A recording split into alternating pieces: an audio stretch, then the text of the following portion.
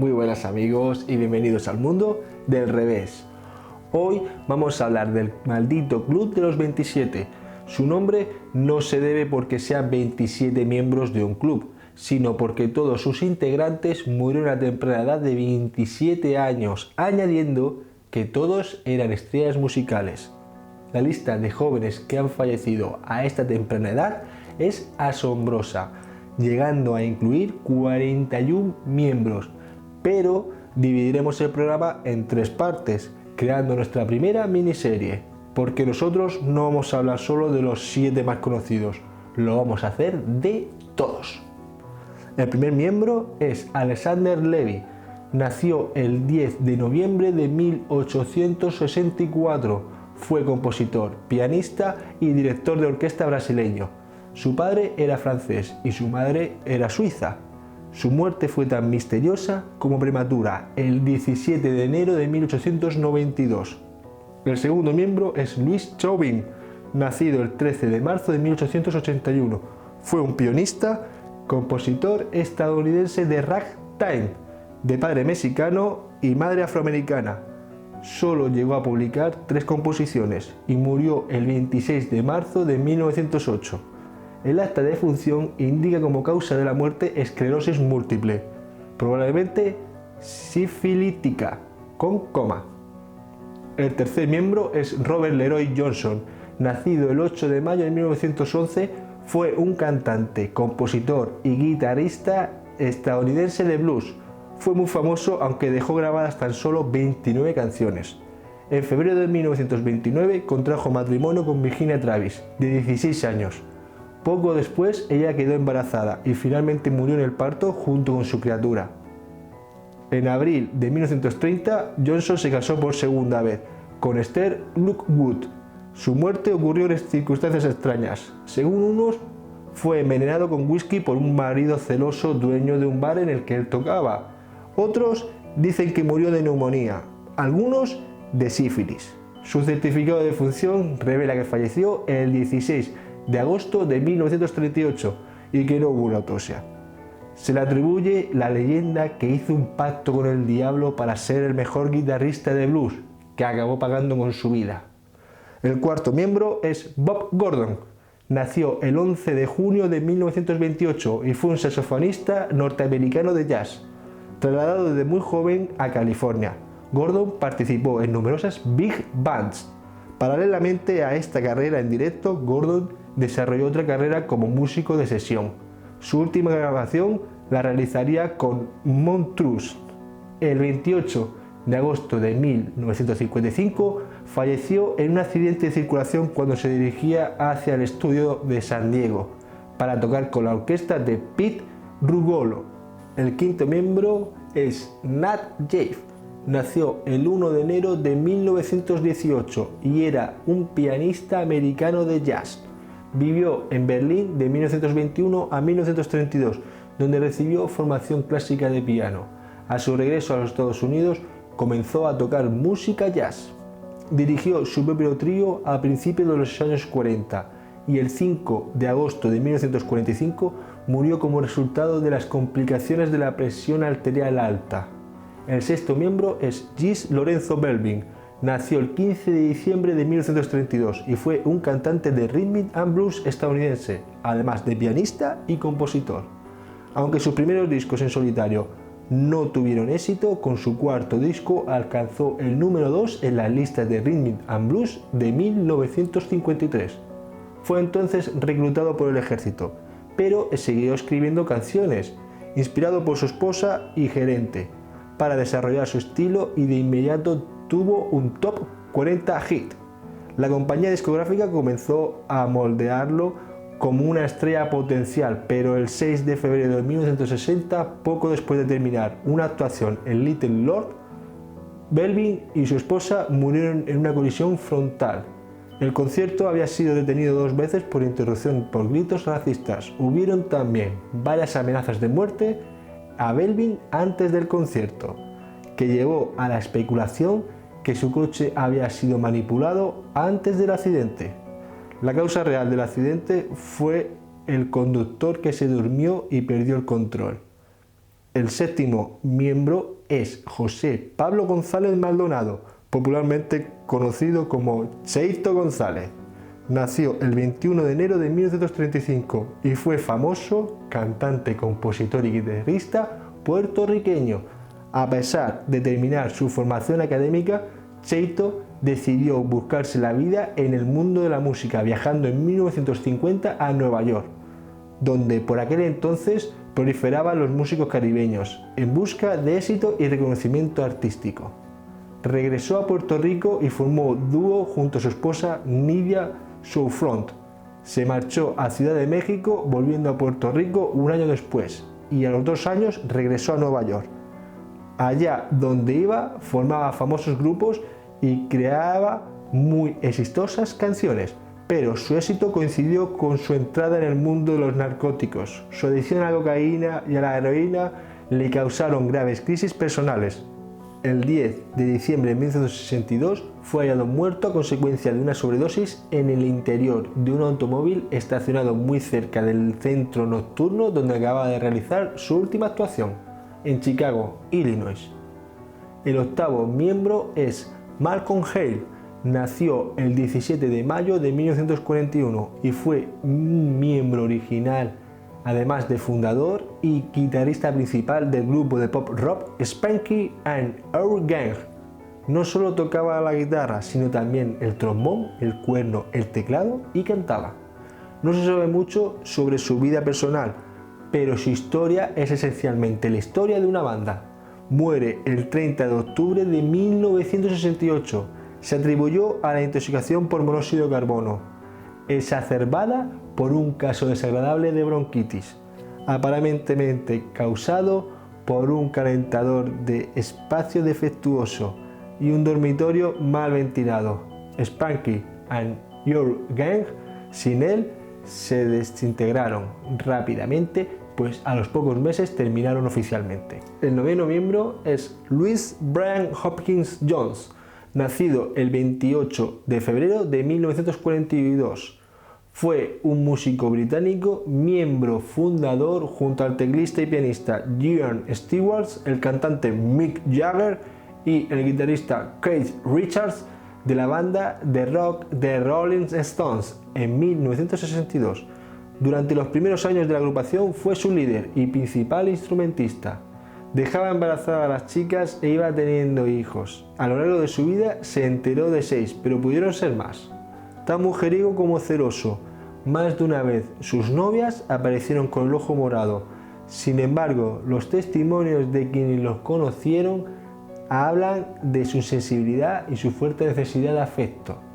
Poseedor de una salud muy endeble, durante toda su vida, con frecuencia, se atribuyeron sus malestares físicos a su abuso de las drogas y al asma, aunque es probable de que haya sido epiléptico sin saberlo. Su comportamiento errático, la fricción con sus compañeros y el poco aporte en los álbumes de la agrupación lo llevaron a ser despedido de los Rolling Stones. Los abandonó el 10 de junio de 1969 y poco después se retiró a su granja de Sussex. El 3 de julio de 1969 fue hallado muerto en su piscina. Los informes de la policía indicaron que el músico murió a causa de un ataque de asma, enfermedad que sufría desde hacía tiempo, que se le presentó mientras se encontraba nadando, aunque en la actualidad esta versión todavía es muy discutida. El 10º miembro es Alan Christie Wilson, nacido el 4 de julio de 1943 y fue un cantante estadounidense, fundador de la banda Kinect Heat, siendo su cantante y guitarrista. También tocaba la armónica. Poseía un especial talento para interpretar la música blues y especial afecto a la naturaleza. Como no lo encontraban, la banda tuvo que partir a Alemania sin él el 2 de septiembre de 1970. Apareció desnudo dentro de un saco de dormir con una bolsa de cápsulas rojas de barbitúricos. Murió el 3 de septiembre de 1970 en las montañas de Topanga Canyon, California, rodeado de árboles y arbustos. El consumo de barbitúricos en aquellos años en combinación con el alcohol era muy común. La falta de presencia de alcohol en la sangre indicaría que no fue una muerte rápida, sino que hubo un lapso de tiempo que permitió metabolizar el alcohol y como dormía a cielo abierto pudo haber tenido efecto en su sistema broncorrespiratorio, propiciando su muerte. El 11º miembro es James Marshall Hendrix, más conocido como Jimi Hendrix. Nació el 27 de noviembre de 1942 y fue un músico y cantante estadounidense. Su madre era de ascendencia amerindia y su padre afroamericano. Vivía en un barrio muy humilde y le marcó la infancia el temprano divorcio de sus padres cuando solo tenía 9 años. El año en que muere su madre, su padre le compró la primera guitarra eléctrica. Posteriormente dejaría la escuela antes de graduarse para dedicarse tempestivamente a la música. A causa de algunos problemas con la ley, se vio obligado a elegir entre un periodo de reclusión o el aislamiento militar. Eligió la segunda opción, pero su aventura en los rangos militares duró muy poco. Con el fin de obtener la baja, abdujo problemas en la espalda producto de un salto en paracaídas. Una vez obtenida la baja, se dedicó de lleno a la música que tan famoso le hizo, hasta el 18 de septiembre de 1970. Falleció en Londres debido a una mezcla de soníferos y alcohol. Al parecer, murió por aspiración del vómito. Esa noche estuvo hasta tarde en una fiesta y su novia, Monica Denneman, fue a recogerlo y lo dejó en su apartamento en el hotel St. Bank. Mónica aseguró que Hendrix tomó sin parar 9 pastillas que le recetaba su médico para dormir, y los médicos atestiguan que el vómito fue provocado por la ingesta excesiva de alcohol. Años después, tras las investigaciones, se supo que en realidad no había muerto en ese momento, sino que cuando lo llevaban en la camilla necesitó girar la cabeza para poder vomitar en el suelo y el camillero colocó su cabeza sobre la camilla, causando así su atragantamiento y fallecimiento. Actualmente se tiene una nueva teoría, proporcionada por uno de los asistentes del músico, llamado James Wright. La muerte del artista se debió a que su representante, Michael Jeffrey, que lo asesinó haciéndole tomar pastillas y vino, ya que iba a despedirlo. Ya muerto el músico, Michael Jeffrey podría cobrar el seguro de vida del artista, ya que el beneficiario era él mismo. James Wright explica que todo lo que se sabe se lo confesó Michael en una noche de copas, poco antes de morir en un accidente aéreo. El 12º miembro es Janis Lyn Joplin y nació el 19 de enero de 1943. Fue una cantante estadounidense de rock and roll and blues, caracterizada por su poderosa voz y la gran intensidad de su interpretación. Sus padres, Seth, que trabajaba en una refinería, y Dorothy, que había destacado cantando en su instituto, habrían querido que Janis fuera maestra. Tenía 2 hermanos menores, Laura y Michael. Comenzó a participar en un coro a los 16 años y después de manifestar su amor por la música, cuando estudiaba Bellas Artes en la universidad, comenzó a cantar de forma habitual en los bares y empezó a tener reputación de ser una fuerte bebedora. Fue en este periodo cuando empezó a consumir drogas y se sumió lentamente en un estado de abandono, llegando a pesar 35 kilos. Su vida sexual incluyó numerosos hombres y mujeres, pero posteriormente anunció a su familia que retomaría sus estudios universitarios y que se casaría con un hombre que había conocido llamado Peter LeBlanc. Sin embargo, la pareja no funcionó. Peter la abandonó y eso marcaría aún más su inseguridad afectiva y su sentimiento de soledad. A finales de 1969, Janis estaba ya destrozada y demasiado enganchada a la heroína y el alcohol, así que decidió tomarse un descanso y abandonar la banda, que posteriormente se disolvió. Se fue de viaje con una amiga a Río de Janeiro por carnaval, a desintoxicarse, por lo menos de la heroína. Allí conoció a David Nijhaus y se enamoraron. Estuvieron unos meses por la selva de Brasil viajando y al volver David se instaló en casa de Janis. Se desenganchó de la heroína, pero no del alcohol. David quería seguir viajando por el mundo y le ofreció que se marcharan juntos, pero ella prefirió quedarse con su audiencia y su música. Ese mismo verano conoció a Seth Morgan, un joven de 21 años traficante de heroína, y se enamoró de él. El 3 de octubre de 1970 le comunicaron por teléfono que su prometido estaba en casa jugando al billar con otras mujeres que había conocido ese sábado. En el estudio expresó su enfado por la noticia y porque la noche anterior no había cumplido con su promesa de ir a visitarla, pero había sido un buen día en las grabaciones. Para celebrarlo salió de copas con sus compañeros y se emborrachó.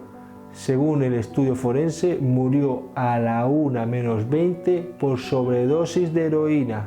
Janis ya había pasado por experiencias similares y había salido con vida, pero esta vez no había nadie para ayudarla. Su cuerpo fue descubierto unas 18 horas después. Todos quedaron sorprendidos, pues pensaron que Janis ya no consumía y estaba en la mejor época de su vida.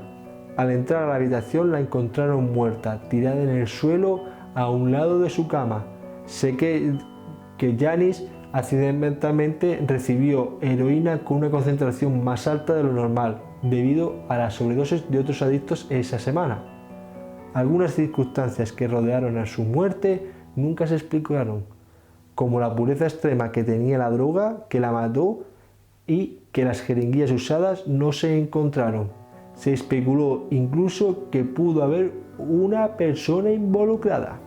Sus cenizas fueron esparcidas desde un avión en el Océano Pacífico a lo largo de Station Beach. En su testamento dejó $2.500 para realizar una fiesta en su honor, a la que acudieron alrededor de 200 personas muy allegadas. El 13º miembro es Alistair Christian, apodado Dyke, y nació el 13 de junio de 1943. Fue cantante estadounidense además de tocar el bajo. El disc-jockey Eddie O'Jay lo cogió para tocar su banda. O'Jay se llevaría más adelante la banda Buffalo, pero Dyke y 2 miembros más se quedaron en Phoenix porque no podían permitirse el lujo de pagar los viajes. Con el fin de recaudar el dinero necesario para llegar a casa, los músicos varados decidieron unirse a una banda local llamada The Three Brothers. Dyke se convirtió en el cantante principal y pasaron a llamarse Dyke y los Brothers. Tuvieron fama y las cosas iban bien, hasta el 13 de marzo de 1971, cuando fue asesinado a tiros en una calle de Phoenix. En 1971 por Clarence Daniels. Daniels fue capaz de evitar la condena por asesinato alegando autodefensa, una reclamación para la cual aparentemente había evidencia. Christian fue enterrado en su ciudad natal. Según informes de la época, el asesinato pudo haber estado relacionado con el tráfico de drogas, aunque el informe de un forense no mostró alcohol o narcóticos en su sistema. El 14º miembro es James Douglas, más conocido como Jim Morrison, nacido el 8 de diciembre de 1943 y fue cantante, compositor y poeta estadounidense. Debido a sus composiciones, voz de barítono, personalidad y actuaciones salvajes, es considerado por los críticos y fans como uno de los cantantes más icónicos e influyentes de la historia de la música rock. Su padre era un militar estadounidense y desde niño su familia se trasladó a varias ciudades de Estados Unidos, por lo que vivió en diversas bases militares. Este tipo de vida, sin apego a lugares o personas, caló profundamente en su forma de ser. Escribía poesía, pintaba algo y leía vorazmente. Estudió en la Universidad Estatal de Florida y después cine en la UCLA, pero decidió centrarse en lo que consideraba siempre su verdadera vocación, la poesía. Vivía en una azotea de un edificio o en las casas de algunas mujeres. Esta fue una época de descubrimientos para él, como fue el acercamiento a las drogas psicodélicas, que tanto le fascinaban como el peyote, la marihuana y el LSD. Con intención de difundir su poesía, Morrison enseñó un par de trabajos que podían ser musicalizados a Ben Thurick, quien le pidió que le cantara alguno, y entonó los primeros versos de Moonlight Drive. Al escucharlo quedó sorprendido por su talento y le pidió que formaran una banda de rock, y juntos formaron The Doors. Se hicieron famosos por su música y sus escandalosas actuaciones en los conciertos, hasta el punto que Morrison se convirtió en el primer artista de rock en ser arrestado en el escenario durante un concierto. Ese no sería su primer problema legal, ni el primer juicio al que tendría que ir por consecuencia de sus alocados actos e incitaciones. En 1970, Morrison participó en una ceremonia pagana celta con la crítica de rock y escritora Patricia Kennerly. Ante testigos, la pareja firmó un documento declarándose casados, pero ninguno de los documentos necesarios para un matrimonio legal fue presentado al Estado. Morrison también tuvo presuntamente sexo regularmente con fans y numerosas aventuras cortas con mujeres conectadas con el negocio de la música o los medios impresos. Al momento de su muerte, había al menos 3 acciones de paternidad pendientes contra él, aunque ninguna demanda fue hecha contra sus bienes, por cualquiera de sus supuestas reclamantes de paternidad. A pesar de sus innumerables amantes, siempre estuvo al lado de Pamela Curson, que le perdonó sus infidelidades, siendo su compañera sentimental de muchos años, la cual conoció antes de tener fama y fortuna. Aunque su relación era tormentosa, con frecuentes fuertes discusiones y periodos de separación, Morrison decía de ella que era su alma gemela, su amor cósmico. La mañana del 3 de julio de 1970, Pamela Curson lo encontró muerto en la bañera de su piso del barrio de Le Marais, en París, Francia, donde vivían juntos. Aunque existen muchas otras versiones sobre su muerte, incluyendo la idea de un suicidio y de un asesinato, se declaró que murió por un paro cardíaco, según su acta de defunción. Existen personas que ponen en duda la versión oficial, afirmando que las circunstancias fueron algo extrañas. Se dijo que el padre de Jean sacó el cuerpo de su hijo del cementerio para llevarlo a los Estados Unidos, pero fuentes del Père Lachaise, el famoso cementerio donde fue enterrado, aseguran que nadie se puede llevar un cuerpo sin que la administración lo sepa. Incluso se puso en duda el hecho mismo de su muerte. Otras versiones afirman que sufrió una sobredosis de heroína, a la que no era aficionado, en los lavabos del club nocturno parisino Rock and Roll Circus, y fue posteriormente trasladado a su casa. Es indudable que había sido consumidor habitual de varios tipos de droga, LSD, cannabis y peyote, y según se dice, siempre defendió el uso de estas sustancias psicoactivas. Incluso también se dice que la cocaína también era una droga de su predicción, por su efecto acelerador.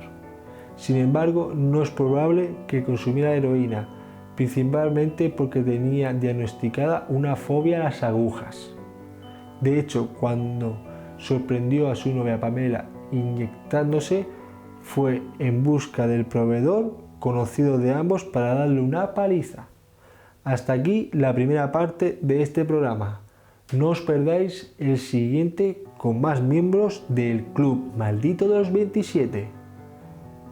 Espero que os haya gustado el vídeo. Muchísimas gracias por vuestro tiempo en vernos y hasta el próximo misterio, amigos.